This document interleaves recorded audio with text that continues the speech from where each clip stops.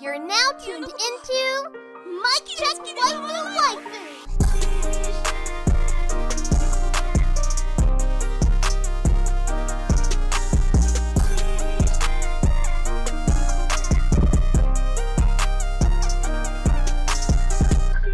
Polo and Tell, is that you?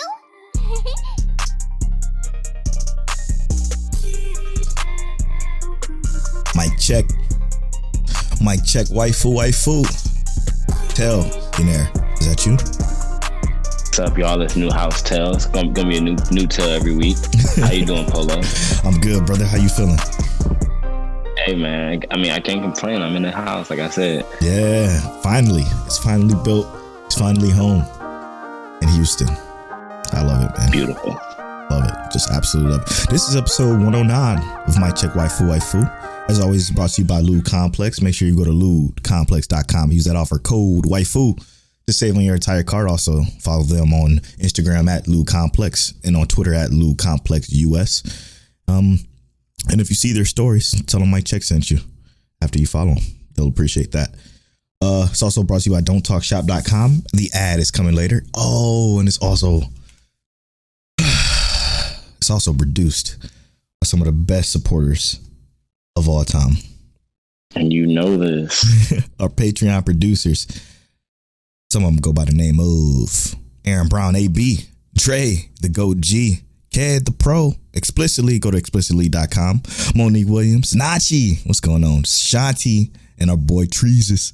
Thank you so much for supporting us at the producer tiers. And also, I'm going to just give them a shout out again. Blandon Man, Words Jen, thank y'all so much for joining us at the Senpai tiers, as well as Moody, MJ3, Crystal, Cryfu, Rob J, Alan Dennis. Thank y'all so much for supporting us. I just wanted to show y'all some love because we appreciate y'all so very much. We couldn't do this without y'all. Thank y'all so very much. And we here on episode 109 to talk about anime. We watched obviously the new summer shows, and I gotta say this to start this podcast off. Summer is actually fire. Like, it's so strong. It's crazy. It's interesting. Is it stronger than spring?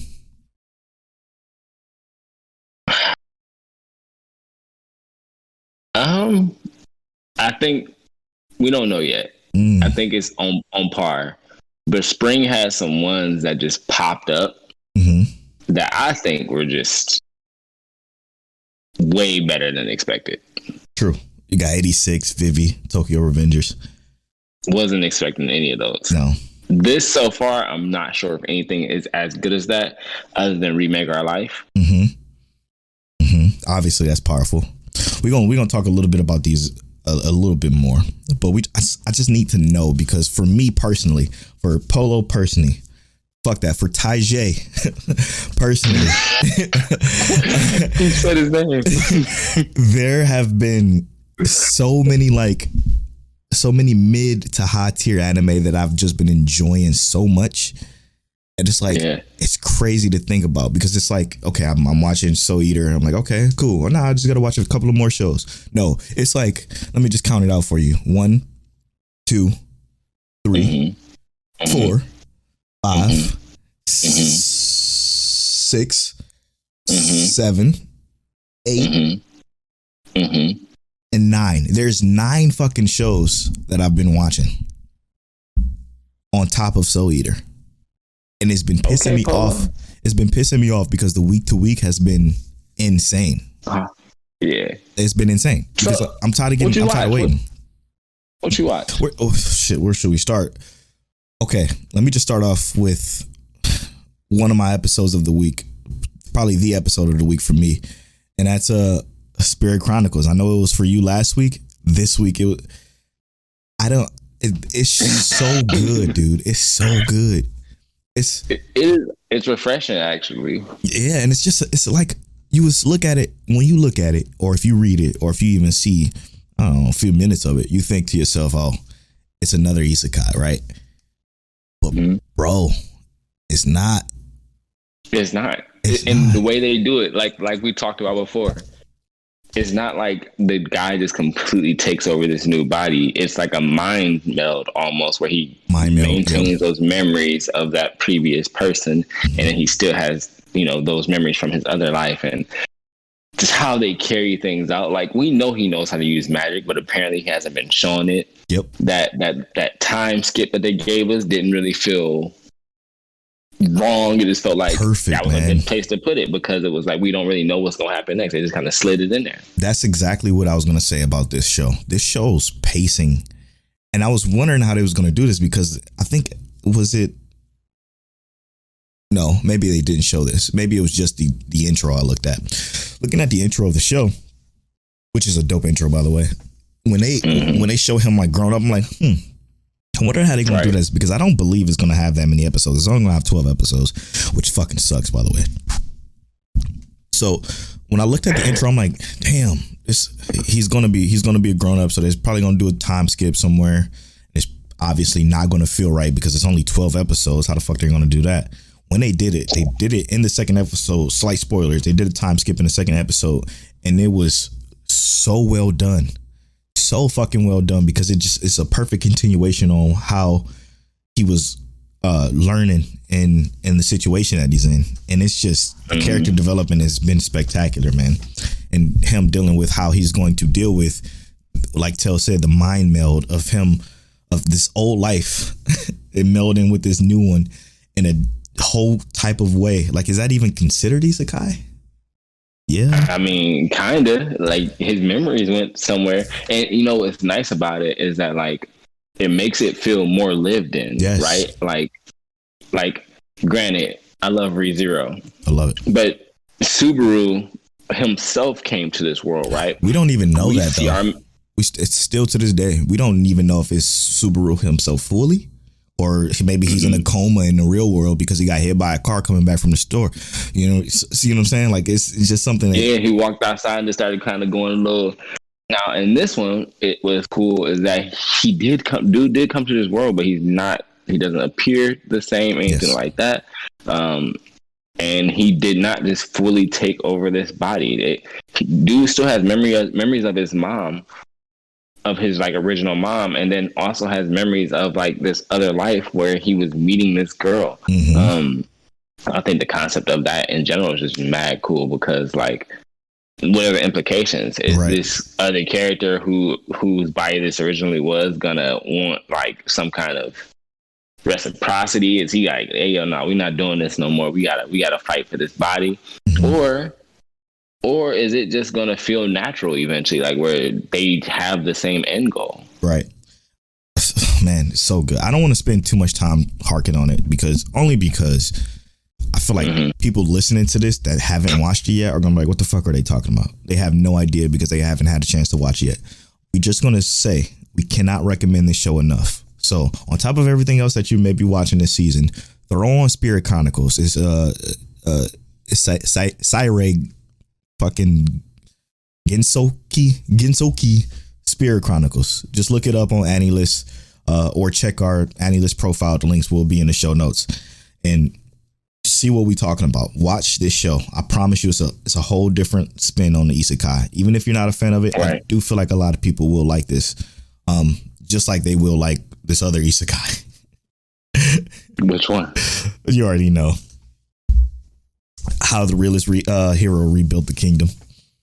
Oh, first of all, yeah, I think it's hilarious. First of all, it's real funny. But it's also like, it's just serious. That's just what it is. Latest episode, I mean, he just carried out what he did, and I love how, and I'm like avoiding too many spoilers. Obviously, he when he invited everyone to kind of share their talents, the coolest thing about that was the food, dude. The most important, dude. Just talking about export. Yep. Exports are important. Let's get into what this show is. It's another isekai. This isekai is, again, very, very, very, very different. Now, you watch the first episode, you see the way he gets transported. He get isekai'd into this world. It's extremely similar to Rising of the Shield Hero, but don't get too excited. No, it's not as grimy. It's not as grueling. Not as dirty. No, it's not as dirty at all. It's more so the same exact way. Reading a book in the library, he gets transported into the book, essentially, into this new world. But the way this is different than other isekai is this isn't about magic. This isn't about, well, it has some magic in it, but it isn't about that. It isn't about sword play. It isn't about being an adventurer in this new world to save the world. No, it's about a realist dude, like somebody who's like that thinks logically, using that logical thinking to then help this kingdom.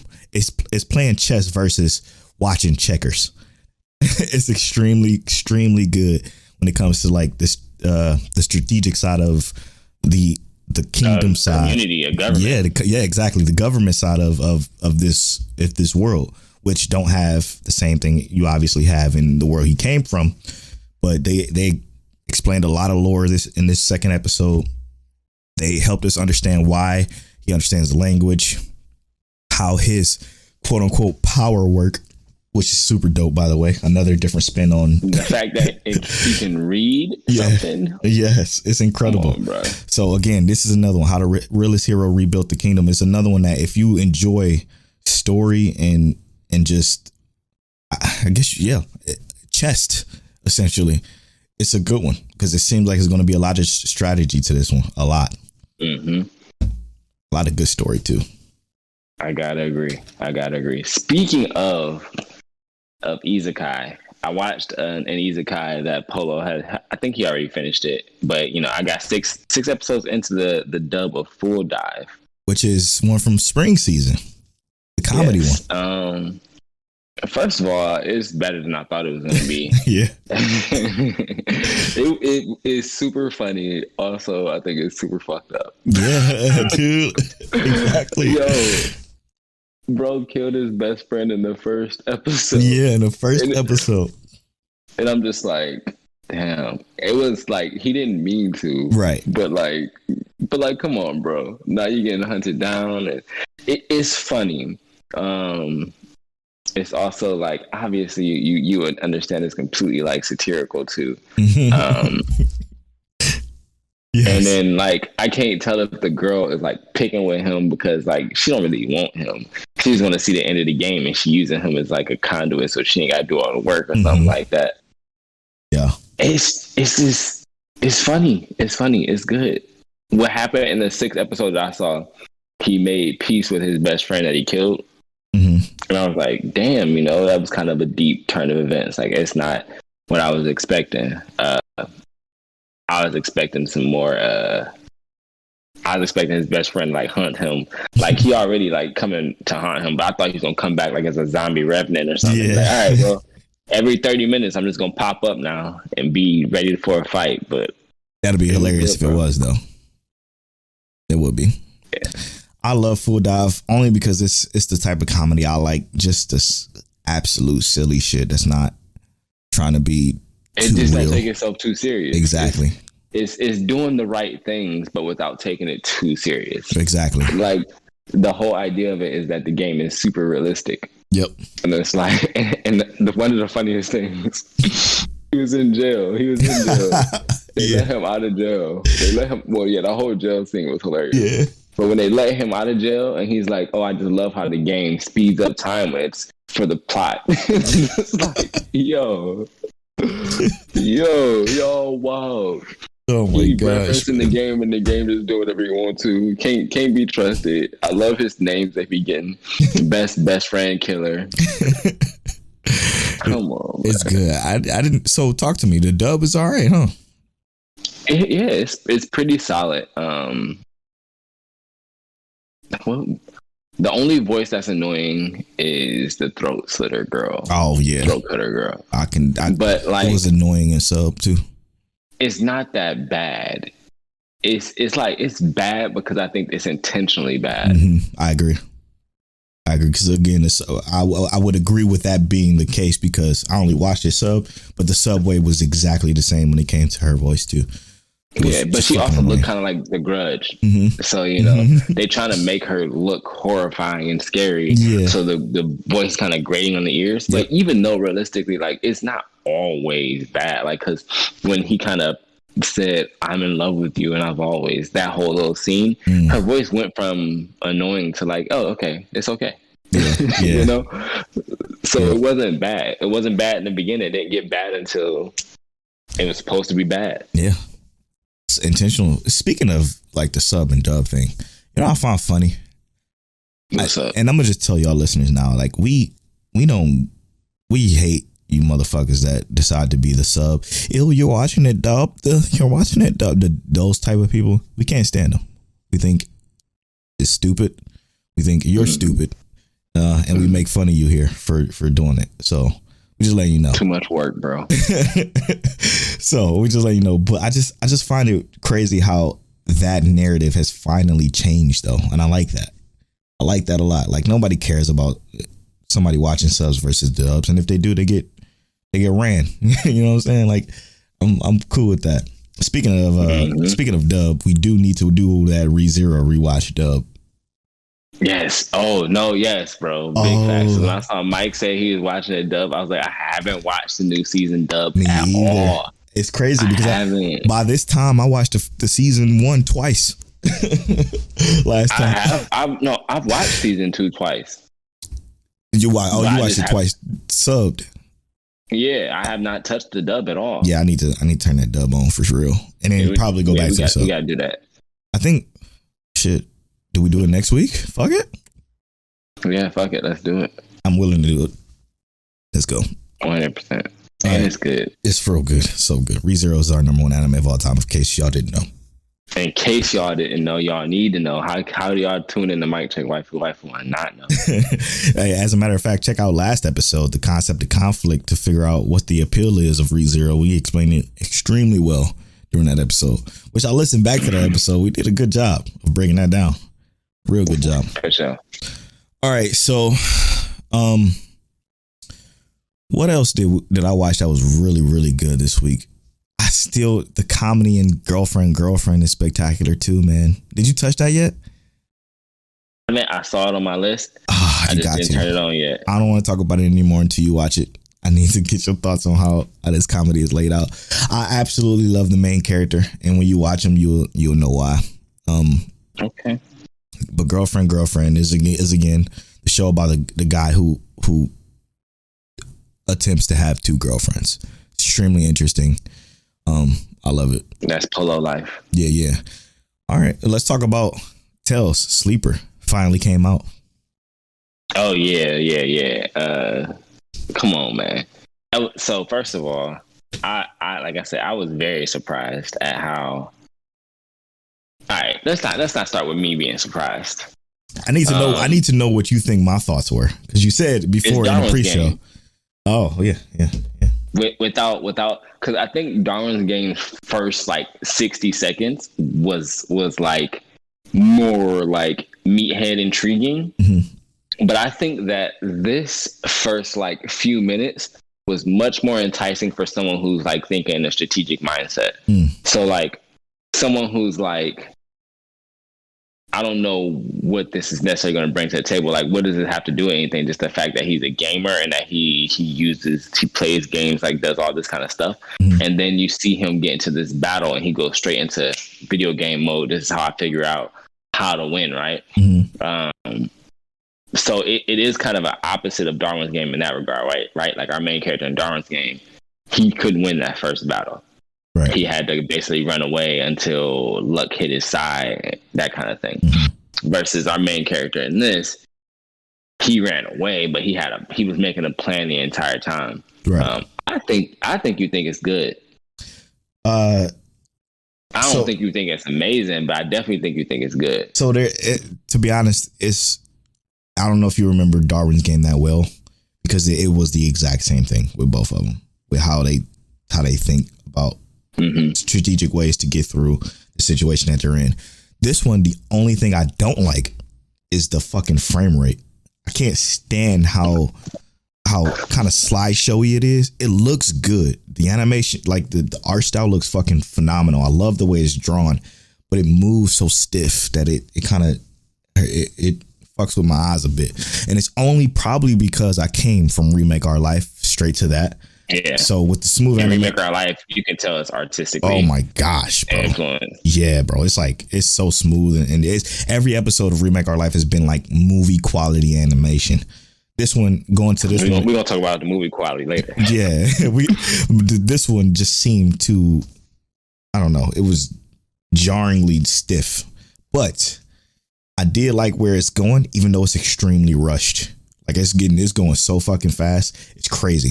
And it's probably because I think they only have a few episodes. Oh, they don't even have how many episodes it's going to be.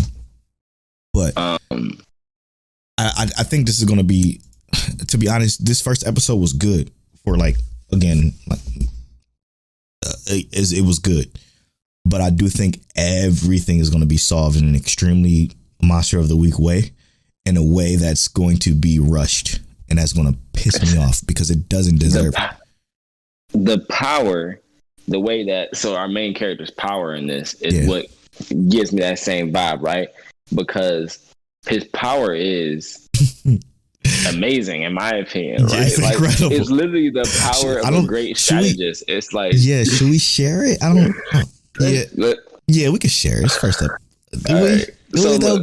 Wait, time out. Does that take away the intrigue of the show, though? I don't think we should. I think we should let people watch it because the main character's power is unique. It gives me that vibe that you give me to think about. But I'm super intrigued in how he uses it. Yes. If it's like Monster of the Week kind of style, I'm okay with that's what makes it okay. Yes. Kind of, in a sense, because like you want to see how he solves that next battle. Like, what does he do to make this kind of shake, right? Absolutely. And let's say he ends up fighting that girl at the end. Which is, she's dope, by the way. That too. Right, no. That too. Right? She already knows. Yeah. So what do you do? How do you do? It's amazing. I think she's the trophy. In that regard. Yeah, I think she's the trophy. Yeah, like she's the prize. What is your wish at the end? But this shit is definitely like Darwin's Game, but I don't think it's going to be as good only because of how the pacing is going so far.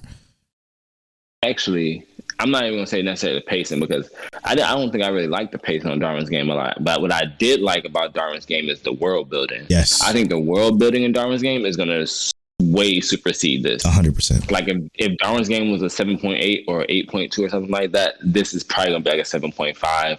Maybe lower, because the world building on this, I can't see them making it better than Darwin's Game.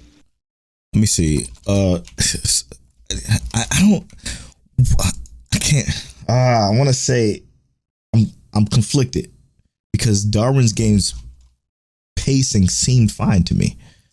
So now you got me questioning. For you, yeah. Because I just think that. And I think you liked the animation for Darwin's Game, and I didn't like the animation. That's crazy. It was so smooth. But did you like this animation? It's mad decent. Like I didn't think it was standoutish at all. I just thought it was. That's why I said I thought it was good overall. I didn't think it was like nothing overboard. Right. I just, for some reason, man, it was so stiff, bro. I don't get it. I don't get why it was so stiff. I don't disagree. I don't know. I think this one seems to have potential. I got a feeling though, the characters around him are going to be trash, and it's going to be him being the good one too. Like the characters, like around, yeah. But don't you kind of hate that though? I do. You want the characters around him to be good too. You don't want him to just be like, you don't want him to be the only good character. 100%. But I feel like student council president character got to be decent. Yep. The dude with the stick is not going to be good. No, I don't. Or that dude that's a super good guy. She said. No, I think he's going to be good. I think we both gonna like him. I don't know nothing about him, but I think that character specifically is gonna be like, well, he might be I gotta dry. turn it on for this. Yeah, they always start off dry, but then they meet the main character, and then he might have something good about him that's really interesting. True. Let's hope. I am gonna hope because I want him to be good. Real quick, just throw some randomness in there because we did talk about ReZero. Merc generally has bad takes, but he did say ReZero is 10 out of 10 on the timeline, just so y'all know. Shit. We know it's 10 out of 10. Yeah. But we just wanted to make sure y'all knew Merc had good takes out here sometimes. Sometimes, rarely. Few and far between. Dude, I have to spend more time viewing these takes because what was that one you sent me? Well, was it Merc take? I think it was Merc versus somebody else, and somebody else was saying something crazy. Nah, bro, I don't know. I gotta look at it. But you know, sometimes you gotta let Merc have his good takes when he has them, but like, don't give him too much credit.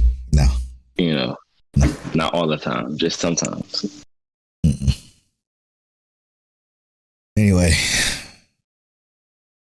what else? Moonlit is still good. You didn't even watch that, did you? I've not checked that one yet. Damn. Nope, not yet. That's another one I want to wait until you watch. Is that a slice of life? No, it's the isekai I talked about last week with Shin, the invincible dragon. Damn it. Okay. Yeah, I didn't watch that one. The second time he had to fight one of the strongest monsters in that world too, which is the same level as the invincible dragon. I'm not gonna spoil it, but it's super fucking funny, and I love where this is going because it screams Polo. So yeah, Moonlight Fantasies. I'm not gonna recommend that to everybody for sure. I'm definitely not gonna do that. I'm going to recommend it and hope that Tel watches it though, because I need to get into that. Because that's why I turned on Full Dive, because you recommended it. But look, the detective is already dead. Oh yes, that's another one I watched. I only watched 2 episodes though. Now, all right, so look, this is the one I was asking you about. Yes. I told you, I think that that first episode actually did more harm to it than good because it was 45 minutes.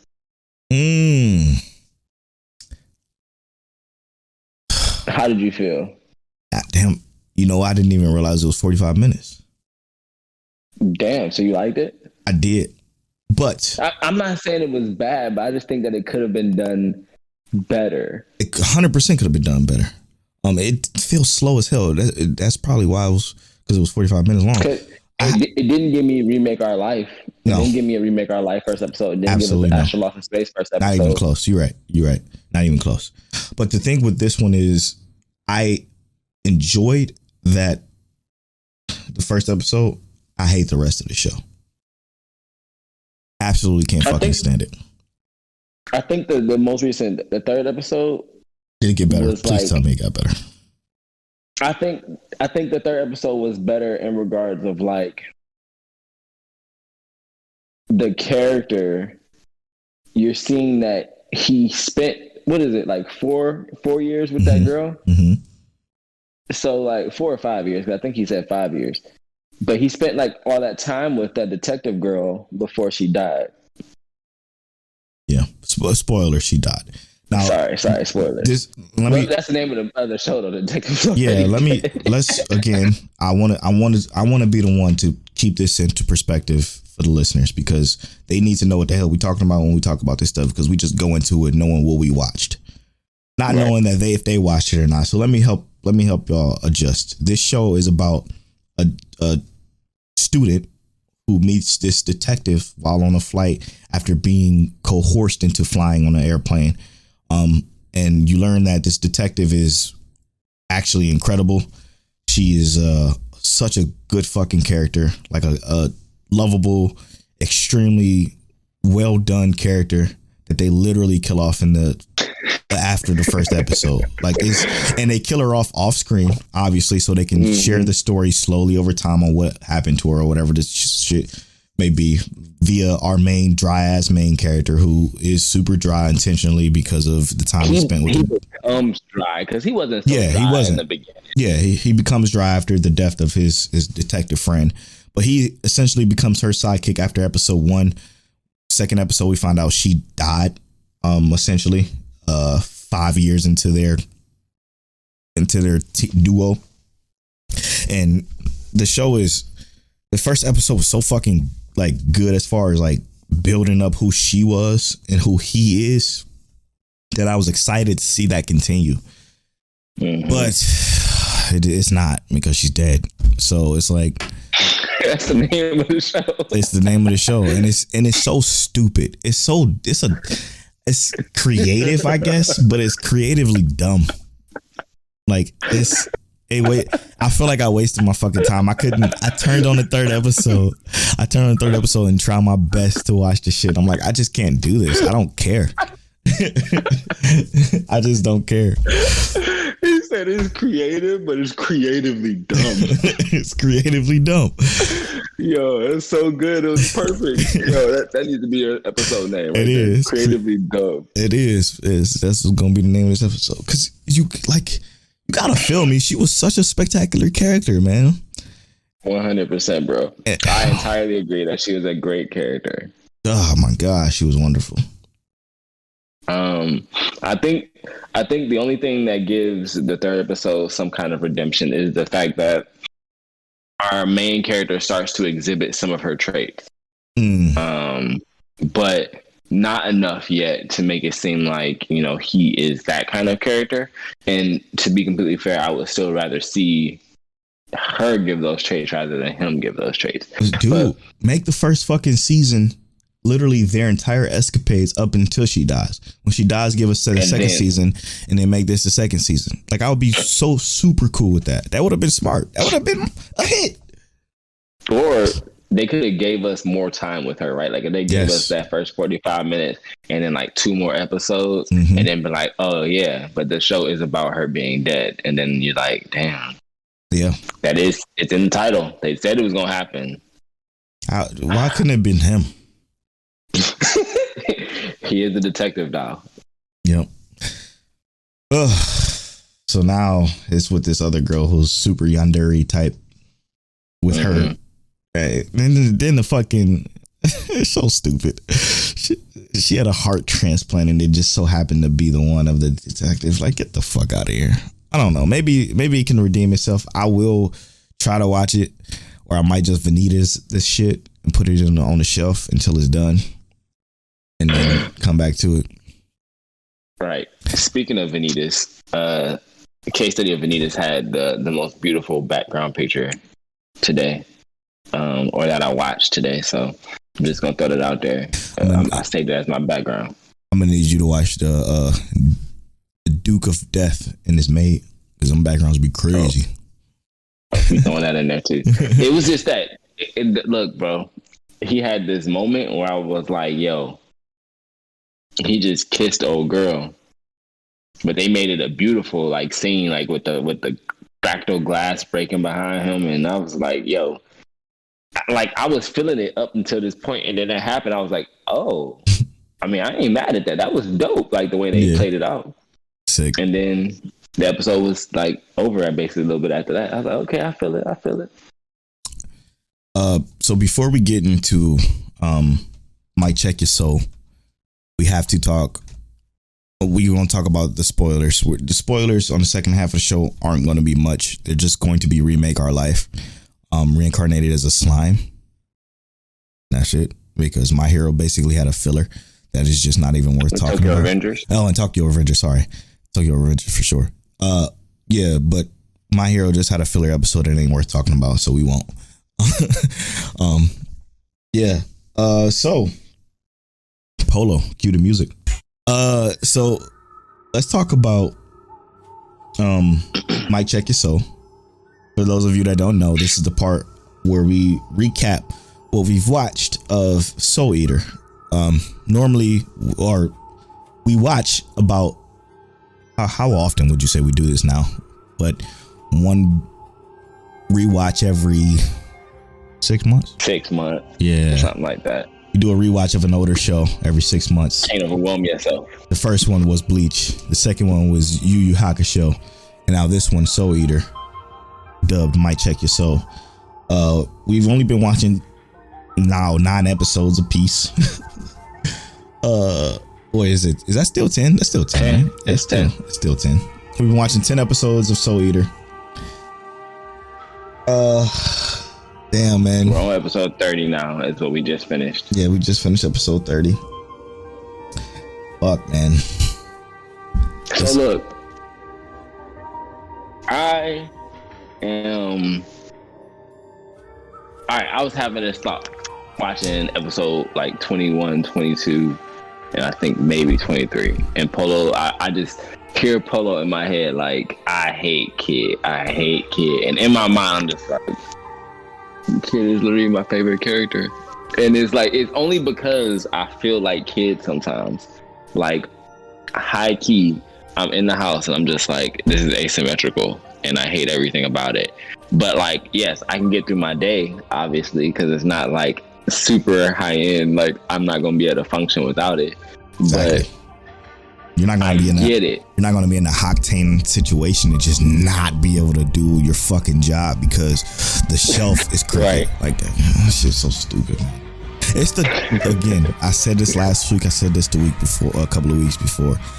The trope of it is fucking stupid. Like, it literally makes no sense for you to be unable to function because of something so idiotic, to the point where you're in a serious moment. This fight is absolutely serious, life or fucking death, figuratively speaking, and you can't do it. You need your guns to kick you out of it. Get the fuck out of here. I also think that because of his position, he's never actually worried about stuff, right? Like, he's Death's son, so he's always been much more powerful than any objective that came across him, right? So it's like, I can kill this thing, and I know I can. I don't have to worry about that. So he worries and frets about things that don't matter, and it's like, I feel like they set that up early on, but it's also like, I agree that trope itself is a little ridiculous. Yeah. But like, this is what I was saying, like Zamasu, right, from Dragon Ball. He hated that the humans felt like they could get as strong as gods if they wanted to, which I think makes more sense as like some kind of thing to be pissed off at the entire world about. Come on, but you said humans. Goku's not a human. He's considered part of a human race, just a separate race, you know? Oh, okay. I thought he was just an alien. I don't fuck with Dragon Ball Z like at all. So yeah, Saiyan is technically another human race, but it's like not a human, you know? Yeah, okay. But that's what Zamasu got mad about. Whereas like Kid is like mad about the fact that the Pharaoh looked symmetrical, and then you look at him and one arm is shorter than the other, and that kind of stuff. So he goes off the end. But I do think it makes sense to an extent for like a godly figure, but it also is like, bro, it doesn't make sense though. When they're that strong, like when they fought the Golem. No, wait, was Kid there? Kid wasn't there to fight the Golem. Mm-hmm. Nah, but like when you start fighting something stronger, right? Like when you get to like the Ashura situation, come on, bro. Let that go. You can't be out here worrying about that. Exactly. You gotta go ahead and get in your bag and know, like, life. This is not life. Because if you had gotten over it as soon as y'all got into that dungeon, this would have probably never happened. The fact that Black Star was better in these 10 than Kid was drives me crazy. Because I hate Black Star worse than I hate Kid. But he was better in these 10. But Black Star has his redeeming qualities. When he shuts up, like, because in these 10 episodes, he didn't yell much. He literally, like, he did yell in some parts, but it wasn't like out of nowhere. But like, it was more like Shadow Star. Yeah, no, it's not about. You know, it's like, it's never been about his yelling though. It's been about his trope. It's obnoxious. Yeah, my trope is you gotta be the best. I'm going to be the best. Look at me, but I'm this ninja, and I'm supposed to be quiet. But you literally do the complete opposite of that. Like that is also extremely stupid. Like, this screaming, okay, I can deal with that. It's whatever. But like, use your shit, bro. Just do your fucking thing. If this show was just a little bit more serious when it came to like these characters, it'll be a lot easier for me to watch. It's just not my type of the shit. Like, if you're gonna be meathead, then throw him. Don't get upset and because something is cricket, or don't fucking scream out and you're a ninja. Like, it just doesn't work for me. I did mention this when I talked about before. I was talking about the difference between like this early adaptation of Okubo's work versus like Fire Force, right? How they have some similarities, but Fire Force just does everything better. The characters have tropes, but not tropes that destroy the show. Like, everyone complains about her clothes exploding off of her, but how much does it actually take away from the show in comparison to like Kid or Black Star doing something stupid? Zero. Nothing. Negligible. It literally happens and the show progresses, and it shows how much the author or the writer has developed in terms of the storytelling that they do. Yeah. So, but you also, I think a lot of the same people who hate Fire Force tend to like Soul Eater. And really? that whole idea. Well, Soul Eater is also kind of like a classic. Oh, is it? Yeah, I guess so. I guess, yeah. It's not old, but it is an older anime. Yeah, people scream from the rooftops about this show. Yeah. I personally am one that likes Soul Eater. Yeah. I like Soul Eater a lot. And I am seeing things where I agree with you 100%. Like, yo, this shit is stupid and I wish they had cut that out. Like, if they had a Soul Eater Kai, like how they did Dragon Ball Kai, True. 100%, if they cut out some of that like yelling and stuff like that, like this entirety of the show would be better. Yeah. Like, what did you think about the Maka versus Krona stuff? Yeah, that was she had the Black Blood situation. Yeah. So last week I talked about how it was stupid for her to make the decision that she made. This week was her battling Krona herself, and then essentially saving Krona from himself, which was interesting. It was fine. It was cool. None of it. It felt old. Right, like it felt like an old power friendship moment. Yeah, like an old what is this shit called?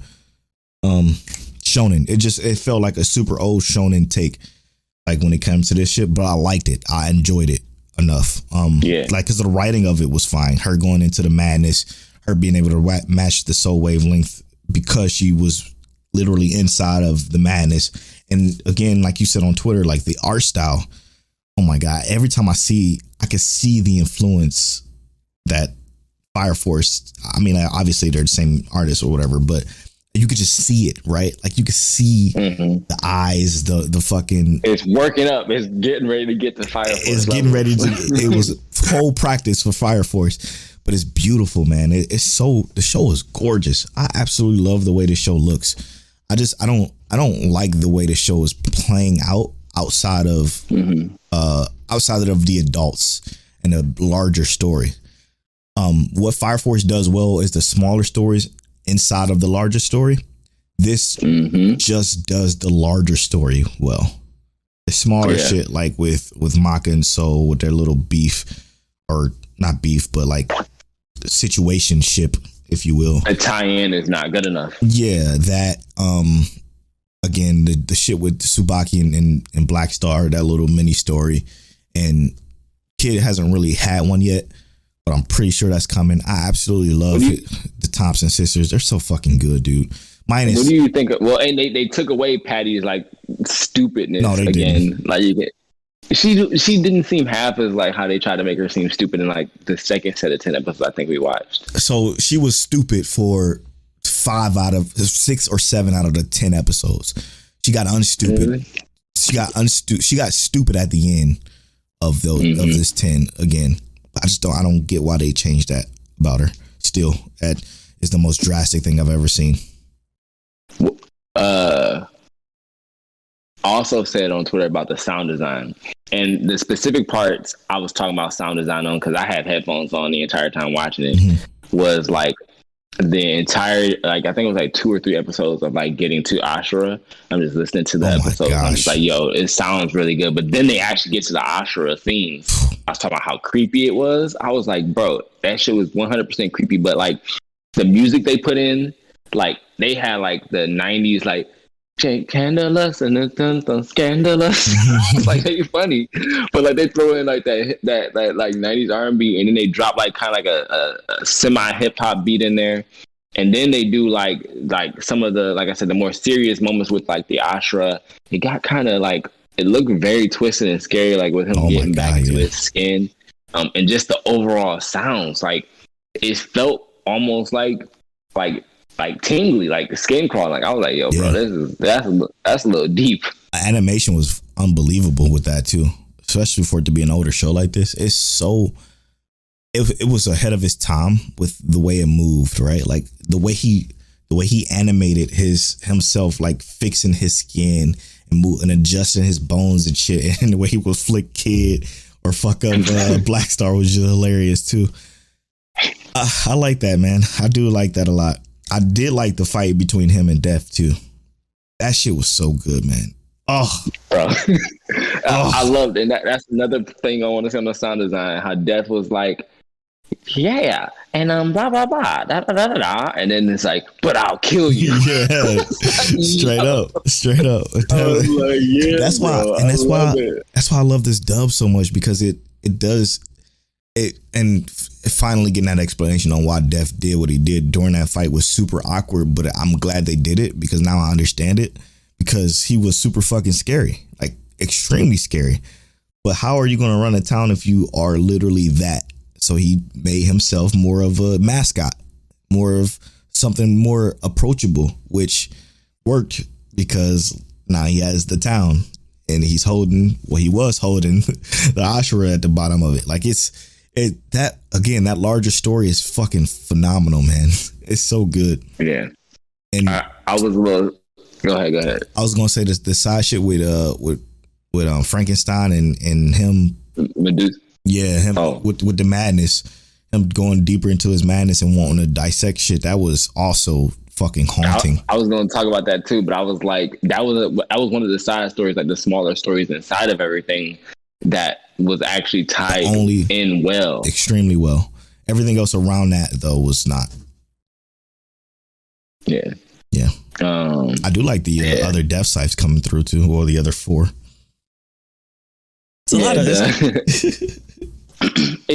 so like that, and that's also, let's talk about they like the death sites. I love how they all have different personalities, different quirks, but none of them are as like deteriorating to the character as like let's say Black Star Kid, right? Mm-hmm. Like the one girl, she complains that she's getting old and she'll never get married, but she seems to have like a certain level of like understanding of everyone around her, right? Yes. The one girl, she is long range communications, and she's also seems like the kind of person to kind of understand the people around her. The guy, the guillotine dude, now while he is listening to music nonstop, I love that he reads lips and he like never has turned his music off. Yeah. So like he was ignoring dude. He high key ignored dude entirely, and he got mad about it. But like he was about that action. Exactly. He did all the work himself. But I like how he gave Soul introspection. Yes. Soul was like, damn, like he can do all this by himself. He made himself a death site by himself, and I can't even help Maka when she gets hurt. Right. Which is going to open up a whole hell of a lot of learning for them too. Which I can't wait to see. I just need them to grow the fuck up, because the bickering and shit. Well, specifically Maka. Even though I absolutely love Laura Bailey's performance as Maka, I just can't stand what she's turning into. It's slowly becoming more and more one of the other people, you know. And she was one of the wielders I absolutely loved. Like episode 1 of Maka, fucking perfect. It was so good. So good. Straight action. Yeah. All about it and understandable. Yep, understandable, smart, and just it was cool. But now it's just becoming like stupid and I don't know. What is the word I'm looking for? Angsty. Yeah. Super angsty. She's a teen. Yeah. That's exactly what it is. And to just like wrap this whole Mic Check Your Soul up, I have to say that Medusa coming back was complete bullshit. Didn't like it. Didn't make any fucking sense. But I'm here for it because I liked Medusa. Yeah. I feel like as soon as they showed Arachne show up, like it popped into my mind. Like, and obviously I've seen this before, but I feel like if Arachne can do that, and they saying that's her big sister, Medusa literally can do the same thing because she got snakes and other people and stuff like that. Yeah, which that's cool. I agree. That's 100% cool. But she fucking died in a basement. Like, where the fuck is she gonna get this dog from? Like, it was just dumb. What they should have did, and this is what I'm gonna say. I think Okubo, what he should have done was wrote that part of the reason Stein was feeling all this madness was because Medusa in that time hit a snake in him or around him that was inducing that madness. Yeah, but so it would have at least given us something. You can't. But what also made that even skeptical because he can see Soul wailing. 100%. I was just about to shut that shit down. Yeah, there's no absolute way. Dude. Yeah, like he would have seen. Like, come on, bro. Yeah, like. The only way they could have wrote that is if they had a snake show at the end of her dying was a snake crawling up a wall and escaping the sewer or something when they bust a hole through it, when the Ashura bust a hole through it, a snake crawling up and then slithering in an alley. Because this shit just seems so fucking like, all right, didn't make any fucking sense to me. They just said, because they explained it, yeah. And they just said, I exploded and I got away. It still just didn't make sense. But Arachnid seems like she's going to be a dope fucking problem to have for them. I hope they can deal with it. She's the creator of the weapons. Yeah. I'm thinking that, is it going to be another situation to where the adults have to take care of it again? I wouldn't be surprised. I haven't seen this again. Tell has, and probably a lot of y'all listening and watching with us have. But Polo wants Soul Leader with adults only. I mean, that'll probably be better because the adults had to take care of fucking everything anyway. So it's like, it's whatever. 30 episodes in. I mean, how many have we got? How many episodes is it? 52. Oh, that's it. Oh, thank God. Thank God, dude. There's no fucking way I would be able to do 152. I don't think they could do 100. Yeah, I don't think they could do 152 episodes of this shit. They definitely could have if they wrote it how the manga was. Yeah, so far I like it, but it's just a strong bottom shelf like. I don't love it at all. It's not I can see why this was like high end shonen back when, but I would say it's better than some Dragon Ball Z. Oh God, yeah, it's definitely better than Dragon Ball Z. Period. But it's not going to be better than I wouldn't say this is better than Naruto. No, I wouldn't say this is better than Bleach. No, I wouldn't say this is better than One Piece. No, hell no. So it's hard to put it in a category with like the shonen that came out around its time, but it would still be better than the other subpar stuff you would get. With all the new stuff that's out now, this is mad subpar. Yes. Okay. When you put it in that perspective, that makes more sense. Yes. Super subpar when you think of now. When you think of, what year is that? This is 2000. Oh, yeah. When you think of 2008, see, this is why I never watched this shit. It was 2008. It was right when I picked up Clannad. So it's like, okay, all right, okay, I get it. I didn't touch this because if I didn't pick up Clannad, I probably would have watched this and loved the shit just like you do. But now, but I love it for different reasons, not because I think the story is good. Because I agree with everyone when they say like whatever their gripes are. I agree. Mm-hmm. What is it? Is it for different reasons? Oh, is it characters? I like it for like the actual world itself, right? Like the world to me is what's really dope, and the fact that this and Fire Force are technically the same world, just kind of differently coinciding, is what I really like about it. But like once you get into like some of the characters, like Kid, I love Death the Kid, but I would like to see him be more adult and take over as Death and not be just Death's son who's super torn up about things being asymmetrical. I need to see him be like, because if you go into Death's room, it's not asymmetrical. He's just Death, and he does what Death is supposed to do. Yep. You know. Yeah. Again, Soul is great. Soul himself is great. Maka's still good, even though she's slowly starting to become too angsty for me. The Thompson sisters are Tsubaki is my absolute number one favorite. And the Thompson sisters are close. Super close second.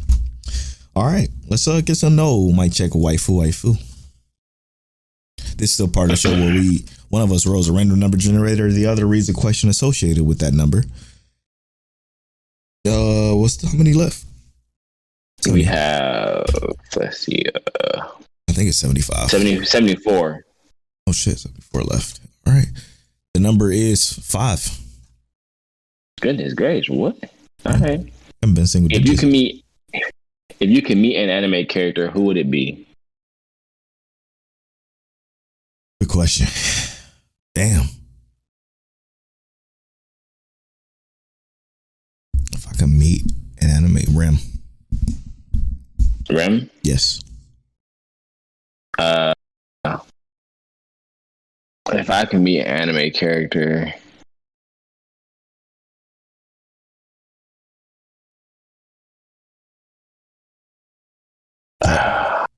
what's his name from Team Romantic Comedy Snafu? Hachiman. Yeah, Hachiman. I'd want to meet him. Yeah, that's a good one. Because I need to know. I need to know, bro. Why? What's going through your mind? I mean, I like his choice. I like his choice too, but what are you thinking about, bro? I need to know. I need answers. I need to figure this out. True. I ain't complaining, but also like, you can make a deal. You can. Damn. You guys gotta figure this out. That was a tough one, man. That for him, I don't blame him. I don't fucking blame him. Everything about that show, you can't blame. I ain't mad at it. Yeah, you can't blame it because it's fucking crazy. It's a hard. Did we rate that show? What did we rate that show? Like a 9.3 or something like that. It's high. Okay, it need to be. I don't know. I kind of feel like. I guess that's not bad. It's fucking fantastic. Wow. Anyway, we're gonna take this quick break, and when we come back, we will. Boy. Ooh, Polo. Struggling, bro. Struggling. Real.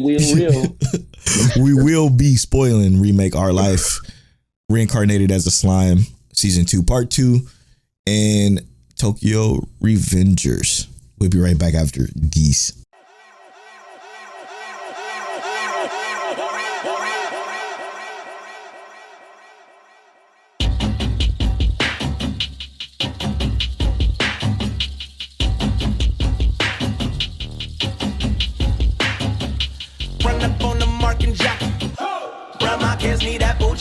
Shit, split up the nation like fractions. All cause I like my heater clack and click. Just kill me now cause that's bullshit. They say the way we live is foolish. My young niggas fresh out of that pulpit. Next thing you know they be back on shit. Whoa, you tryna say my mama she'll feel sorry for who she raised. You made a big mistake. Yeah, they say I shouldn't have a smile on my face cause I've been a gorilla for miles out the gates. Like I'm trying to wipe up my race, then I tell my attorney to close up the case.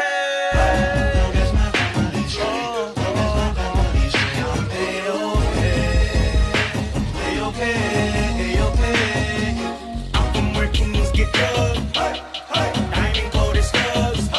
Not many are built like us. Wahoo Village warriors.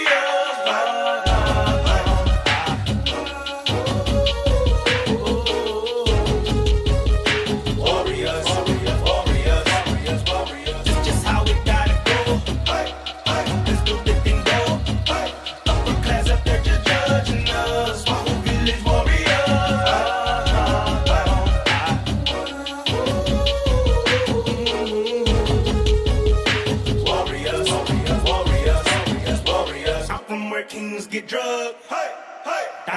they slugs. Hey.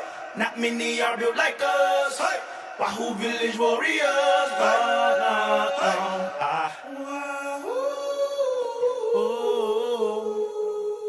Warriors, warriors, warriors, warriors, warriors. This just how it gotta go. Hey, hey. Pistol dipped in gold. Hey. Upper class up there just judging us. Wahoo Village warriors.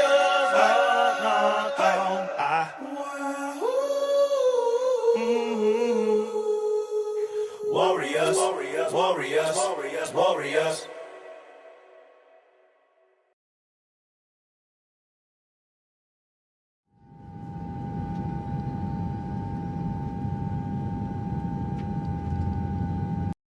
And welcome back to episode 109 of Mic Check Waifu.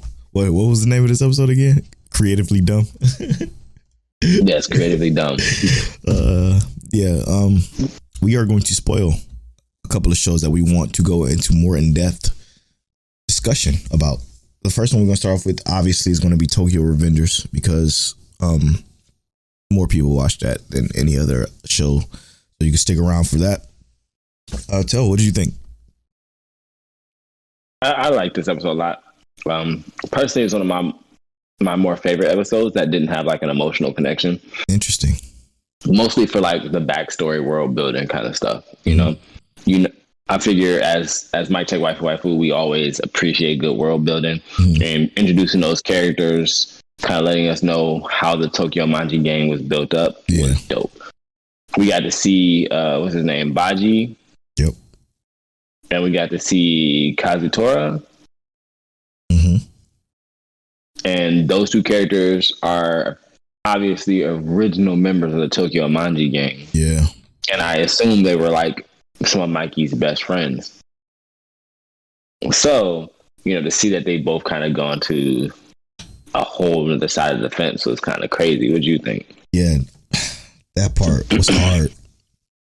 Shit was hard to watch, only because to watch Baji beat up his vice commander of the Toman Maji gang killed me. Because, like, no way in hell I would ever go against my people like that and then beat up somebody who was the closest to me for the majority of my time in this gang. Right. And for what? I don't know.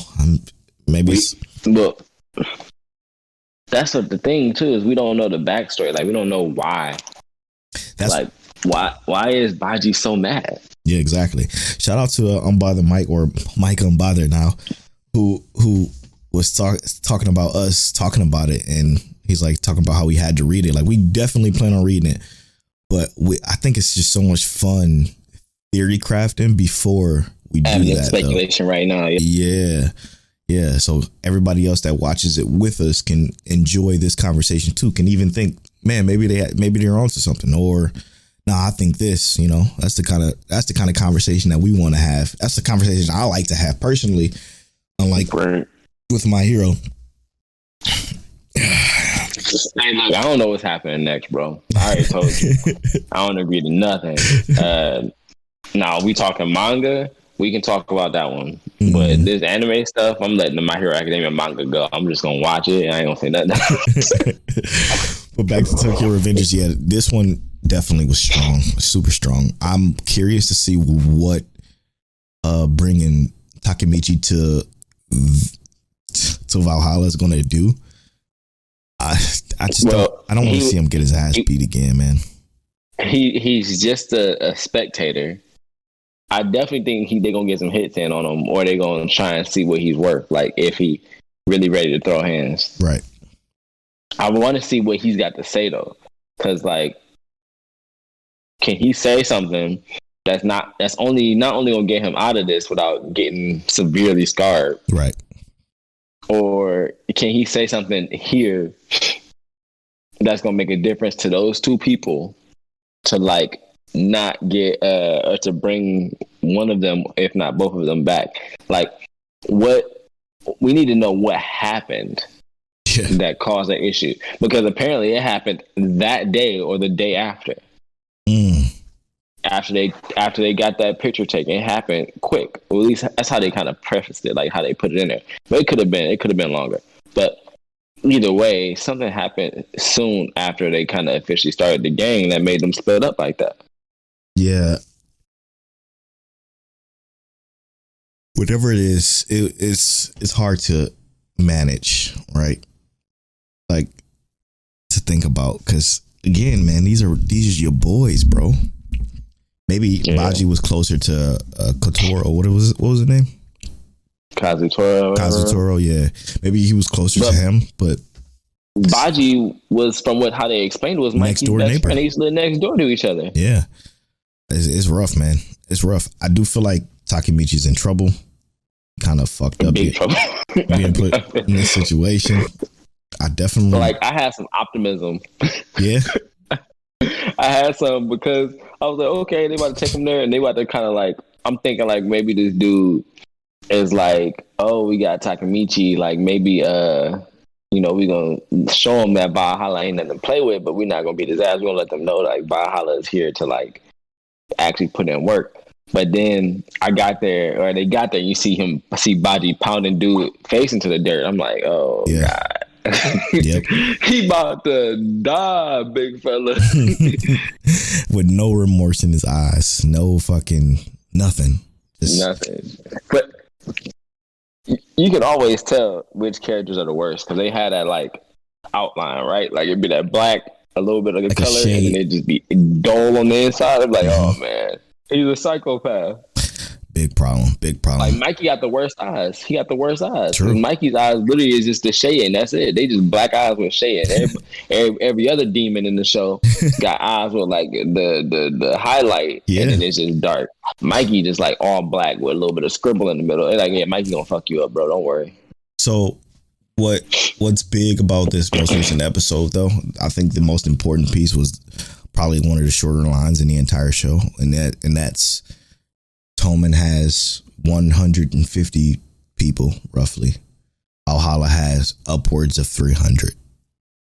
I thought Toman only had 100 people, and Valhalla had 300 plus. No, they said 150, but 300 plus for Valhalla. Important to note, because that puts in perspective why we thought what Mikey did was kind of ridiculous. But it's actually not. But it was a smart move, yeah. It was a good play, because if Kisaki brings 100 more people, then there you go. From Mobius, or whatever they call it. Mm-hmm. That'll be a big help. So that's why he needed his power. So, justifiably so. But I also, guess. Why does we got to figure out why is Baji so important then? Because Baji's only one person. He's willing to get rid of Kisaki and his whole squad of people just to get Baji back. I mean, can Baji take out 50 to 100 people? He got to be able to, right? I would assume.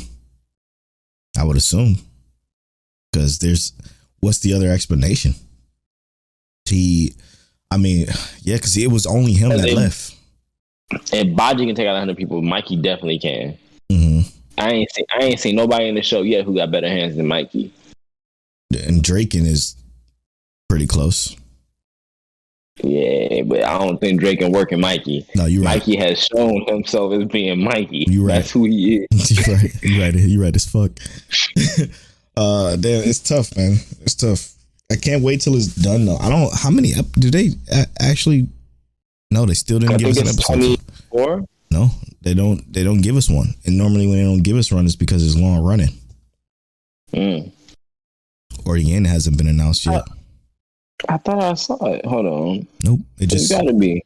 It just got the episode. They just said 24 minutes. Yep, 24 minutes TV format.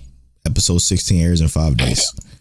And normally it says like the ending, like 12 for that one, 13 for that one, 52 for Shaman King, obviously, 12 for that one, 12 for that one, 12 for that one, My Hero 25.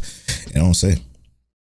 Well, it looks like the manga's still releasing. So, I mean, they got plenty of source material to go off of. So I'm okay with that. How many chapters? Seem like people catching up fast. So it can't be that many. Mm-hmm.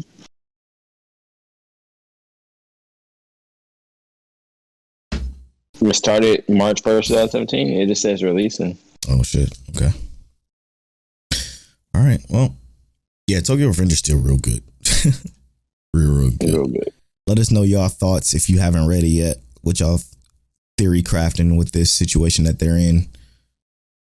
Tweet at us at Mike Check Waifu on Twitter and at Mike Check Waifu on Instagram. So let's move on to Remake Our Life. One of the best shows ever. Nah, this show is absolute fire though. It's so good, like, dude. It's so good. As an art student, this show is amazing. As a non-art student, but who likes art, it's fucking spectacular, man. And Polo started taking higher level art classes before I did. Don't let him fool you. Oh, this man is an artist. No, he was taking graphic design and like web coding design. And web design in high school. Yeah, but it was generic.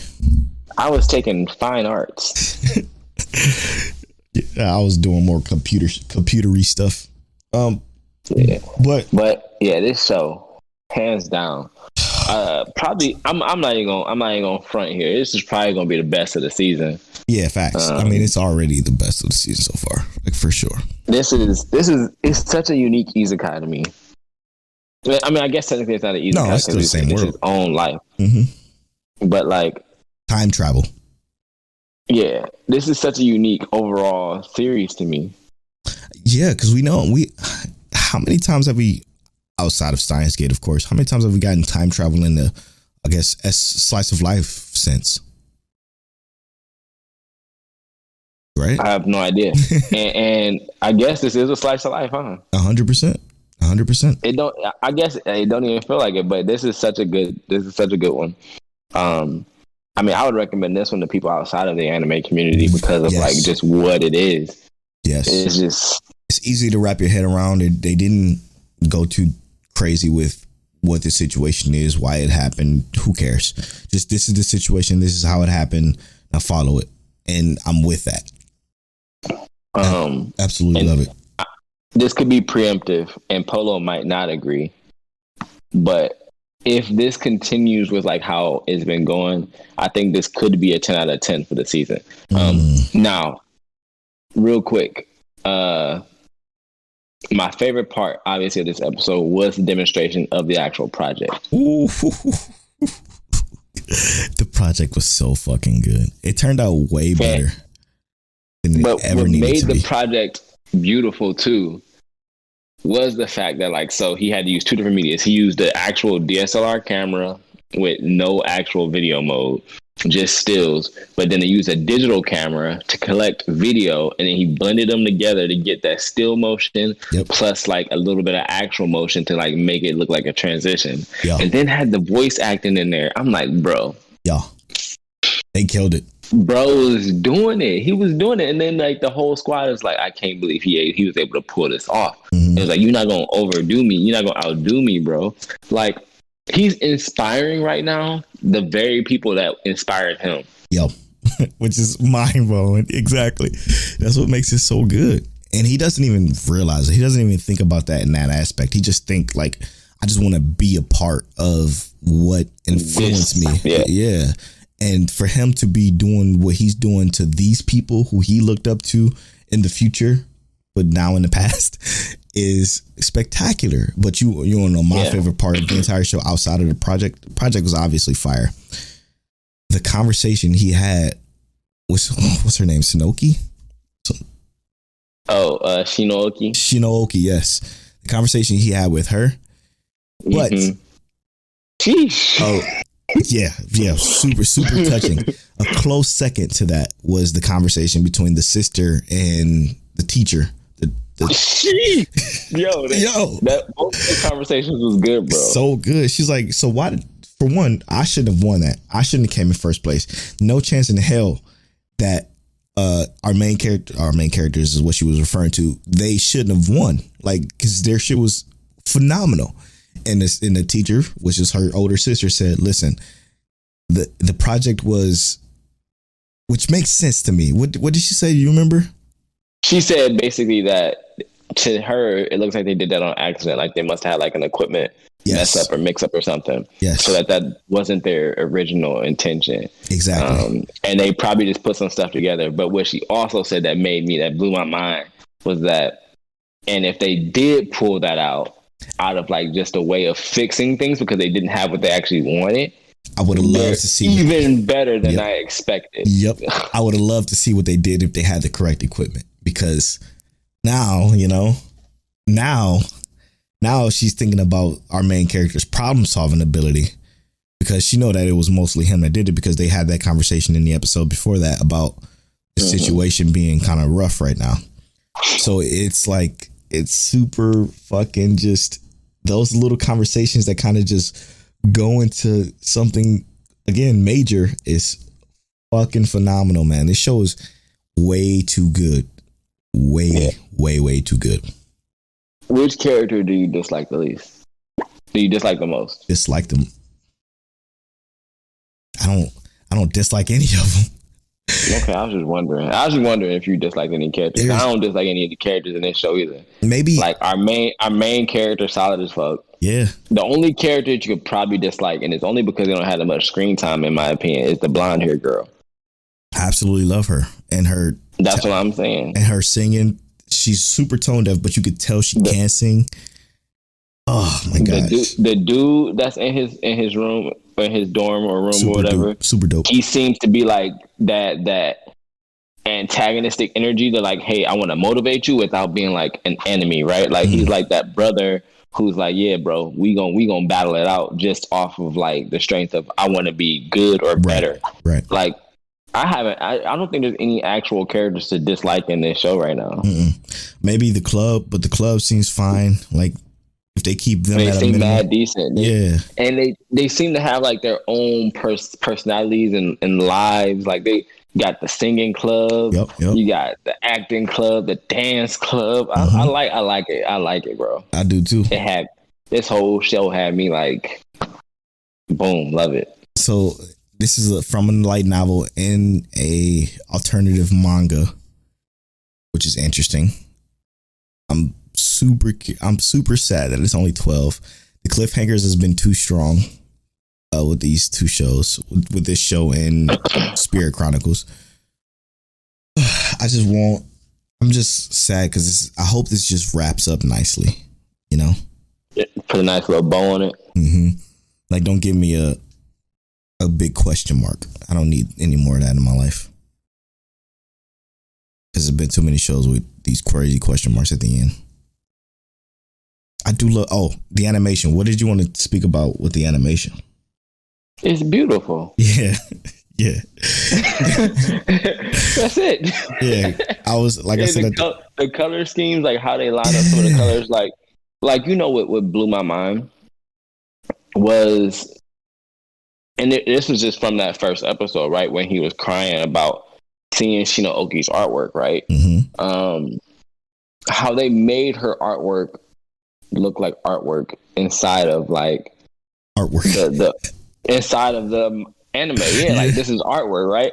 How do you make it look like your art is doing like an actual piece of art? It was just so cool. Like they layered it well, and it's like you don't have to obviously be an artist to appreciate that, but they just did so many different things well. Dude. I think this show is scary, bro. It's so scary. It's so good. Yeah. Like I said, the conversation, my favorite shot of this entire episode was that conversation between him and her when they were on that bridge or whatever, and it was like it was like a evening time. The sun was setting. Beautiful. She made it seem like she was giving up. Yep. And he's like, nah, When he grabbed her, he's like, nah, I'm not letting you do that. Because what you said, and then what he said was so strong. Like, what I think the best part about this is that the character coming down to that age with his maturity, and it's just shining through in his college years, right? Like his maturity, he gets to relive his life. Yes, his maturity is beaming through these essentially kids, because he's technically 10 years older than them in his mind. It's like, it feels good to watch. Like because I cannot stand stupidity from characters, from main characters or young characters. And I understand it. They're young. Like So a lot of these characters in these slice of lives be 16, 17 years old. So they didn't really live a life yet. So a lot of times, like a lot of the issues that they deal with and the solutions they come up with are solutions that a 16, 17-year-old would. In this case, right. Our guy is actually technically 28, but down to the age of 18. So it's like you can feel the character more, probably because we're almost 30 ourselves. So easy enough to do. But I love that, man. I love that piece of this. I need to know who wrote this. Because this way too good. Entirely too good. Let me see, because it looks like the light novel is where this is based off of. Nachi Kyo, apparently. All right, I'm gonna look up some of their other stuff because I need to know what else they wrote. Because the writing in this is funny. Oh no, phenomenal. No, it's not. It's just whoever puts this page together on any list. But anyway, I like it. I like it quite a bit. I'm gonna find the artist though. I'm tasking myself with finding that artist. All right, and with that, let's talk about Reincarnated as a Slime. More setup. Yeah, more setup. I love the fear of Veldora. Like, hilarious. Everyone is shook. Super shook. From the fact that, it's hilarious. Like, this is your best friend. This is, the fact that he just walked up and like their faces was like, it was golden. It was hilarious. Yeah. And they set this character up already. So we should have expected them to react this way, but I didn't even expect them to react this way. Like, they literally always talk about how Veldora is this ominous presence that kept them safe. Episode 1, season 1, they made that like they made that to be known. This dragon is all powerful. To think that they just now learning that he came out of Rimuru is fucking hilarious to me. Because they're like, are you kidding me? This whole time you ain't tell us that you just had this inside of you. It's a crazy concept. Monster. It's a crazy concept to think about, man. And I enjoy it. And I was thinking about this when I was watching this episode, was that like, how strong does Veldora have to be to have given Rimuru a name, right? Because we know that the name is power in this, right? So he gave Rimuru a name, which gave Rimuru a ridiculous amount of magicules, is what they call it, to give its power. And Rimuru was strong enough to give his people power just through that name. And it's like, it makes sense, because if Rimuru is this strong and his followers are this strong, it only makes sense that Veldora is that much stronger. I know. Or even if he's not stronger, right? Like, that he is scary. Yeah. Like, people just look at him like, nah, bro, we don't walk up on that. We don't just have conversations with that. He just walked up into this room for a conversation for a public meeting. You think this is just, no, let me get up out of here real quick. That's a bomb waiting to go off. What's hilarious to me is thinking about how they how Diablos was trying to go fight whatever. Who was he trying to go fight? I forget. Oh, the girl that almost killed Rimuru. Yes, the super strong chick, and oh my god, and Shino was like, "Nah, I'll go do it. I just taught you how to be a secretary. I go do it." And then Vedora was coming up slowly, like, "Oh no, I can do it. I got it.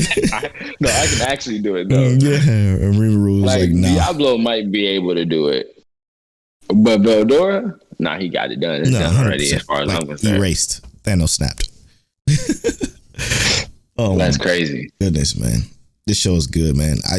I can't wait to the setup. I like the setup in this show a lot. But okay, so hear me out. You ready for it to get to action? Yes, I'm ready for it to get to action. You wish it was a little bit more meathead. No, I'm okay with the setup, but the setup is because the setup is so good. But the problem is with the setup being so good, it makes me anticipate the action more. Right? Like it just makes me excited to see it more. Because it's not like I'm upset that they were setting up again, because I enjoyed it. You know, I enjoyed every last piece of this episode.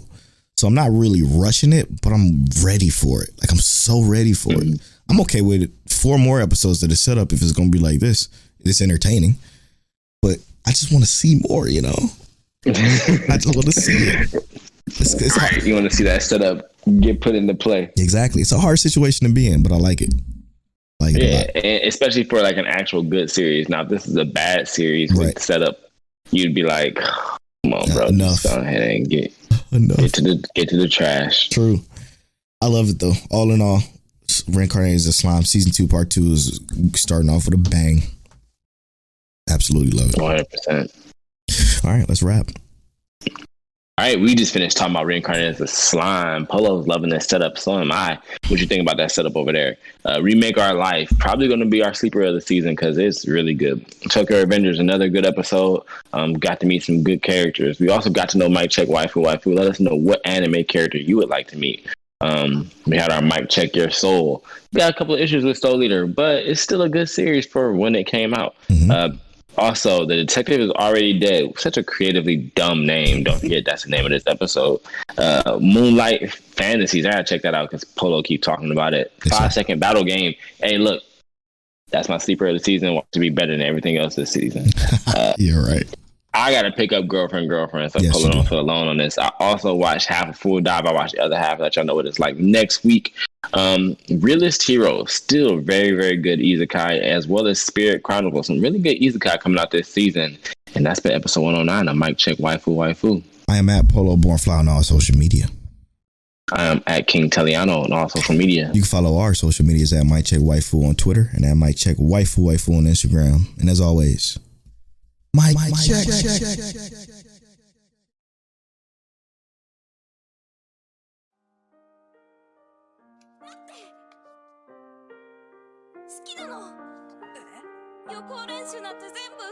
You're now tuned into Mike Check Waifu.